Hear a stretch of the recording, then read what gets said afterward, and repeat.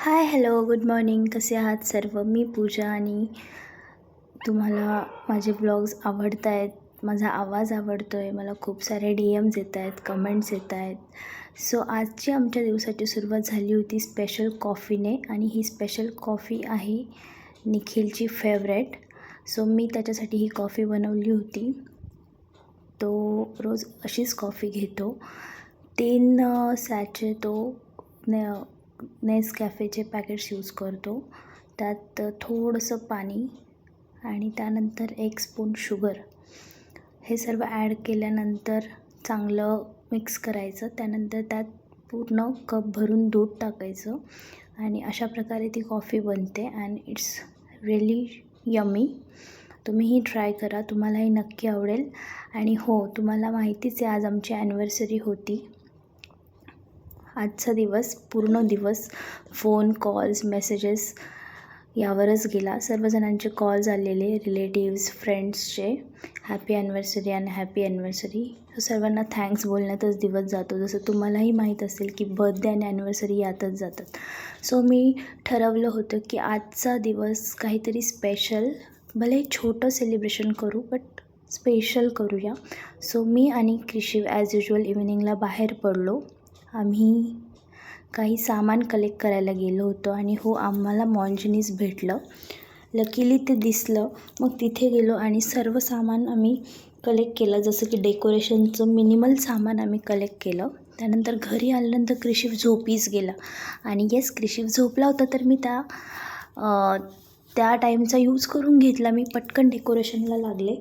मला हे क्यूटसे बलून्स भेटले होते तिकडे आणि ते बलून्स खरंच खूप क्यूट होते.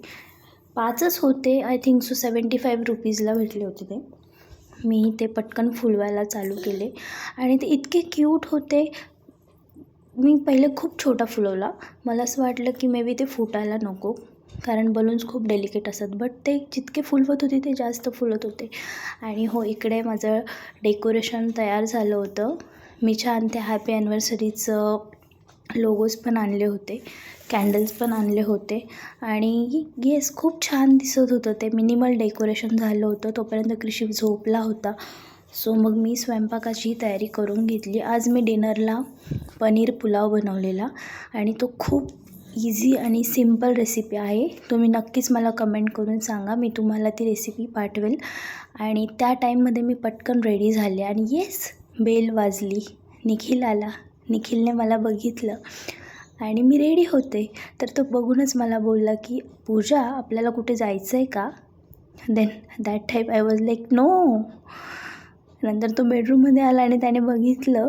तो हळूहळू तिकडे डेकोरेशनकडे गेला.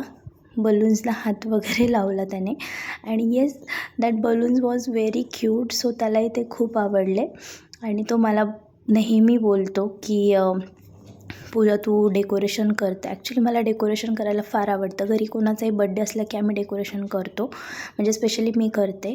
आणि तो मला नेहमी म्हणतो की तू इव्हेंट मॅनेजमेंट का नाही करत. त्यानंतर मग तोही रेडी झाला आणि तो केक घेऊन आला होता सोबत.